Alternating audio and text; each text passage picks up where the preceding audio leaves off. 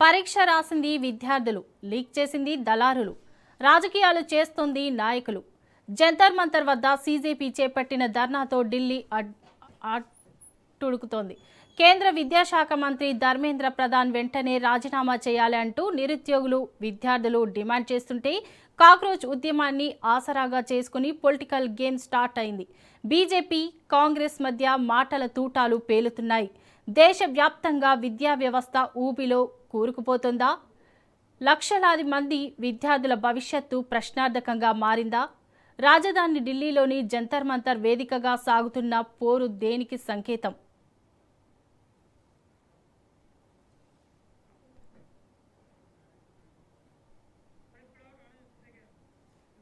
దేశానికి సంపదగా ఉన్న విద్యారంగం ఎన్డీఏ పాలనపై ధ్వంసమైందని రాహుల్ గాంధీ ఆరోపించారు. పేద, మధ్యతరగతి వర్గాలకు విద్యా భారంగా మారిందన్నారు. 10 ఏళ్లలో 152 పేపర్ లీక్ ఉదంతాలు వెలుగు చూశాయని రాహుల్ గాంధీ ఆరోపించారు. ఒక్క కేసులో కూడా దోషులు ఎవరో తేలలేదన్నారు. మోడీ పాలనలో విద్యా వ్యవస్థ రిగ్గింగ్ బారిన పడిందని ఆవేదన వ్యక్తం చేశారు. రాహుల్ గాంధీ కేంద్ర విద్యాశాఖ మంత్రి ధర్మేంద్ర ప్రధాన్ పనితీరు అసమర్థంగా, అవినీతిమయంగా ఉందని చెప్పారు.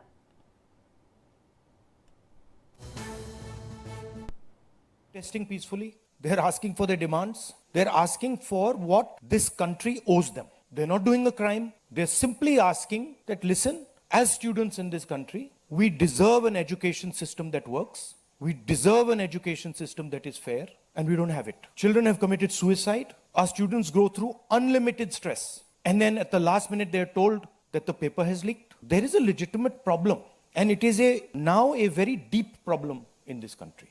To be thrashed, to be humiliated. What have they done? What have they done wrong? They're protesting peacefully. They're asking for their demands. They're asking for what this country owes them. They're not doing a crime. They're simply asking that, listen, as students in this country, we deserve an education system that works. We deserve an education system that is fair, and we don't have it. Children have committed suicide. Our students go through unlimited stress. And then at the last minute, they're told that the paper has leaked. There is a legitimate problem. And it is now a very deep problem in this country. To be thrashed, to be humiliated. What have they done? Modi ప్రభుత్వ తీరును నిరసిస్తూ హస్తం party రోడ్లెక్కింది. Rahul Gandhi ఎంట్రీతో scene మారింది. కానీ ఇక్కడే వస్తున్నాయి అసలు అనుమానాలు. యువత పోరాటాన్ని కాంగ్రెస్ హైజాక్ చేసిందా? రాహుల్ గాంధీ ఎంట్రీతో యూత్ పోరు పక్కదారి పట్టిందా? కాంగ్రెస్ వైఖరిపై బీజేపీ ప్రొటెస్ట్ చేసింది. అసలు నేతలు ఎవరికి వ్యతిరేకంగా పోరాడుతున్నారు? కాంగ్రెస్, బీజేపీ ఇద్దరూ ఒక్కటే. వాళ్ళది డ్రామా అంటున్న యాప్ విమర్శల్లో నిజమెంత?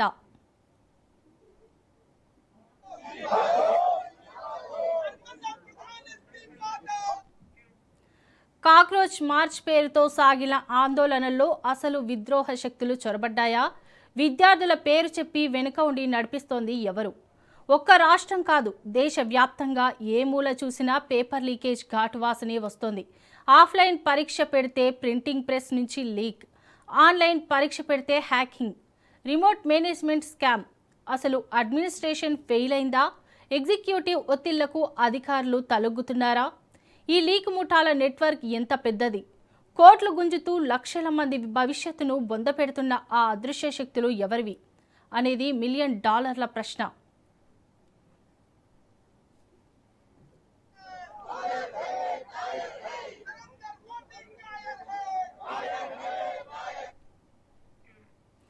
పాలకుల పాపాలు అమాయక విద్యార్థులకు శాపంగా మారిందా? రోడ్లపై కన్నీళ్లు పెట్టుకుంటున్న ఆ యువతకు న్యాయం జరిగేనా? ఇకనైనా పరీక్షలు నిష్పక్షపాతంగా జరుగుతాయా? రాజకీయ క్రీడల్లో బలైపోతున్నది ఎవరు? ఇంకెంతకాలం నోటిఫికేషన్ల లీకేజీల డ్రామా?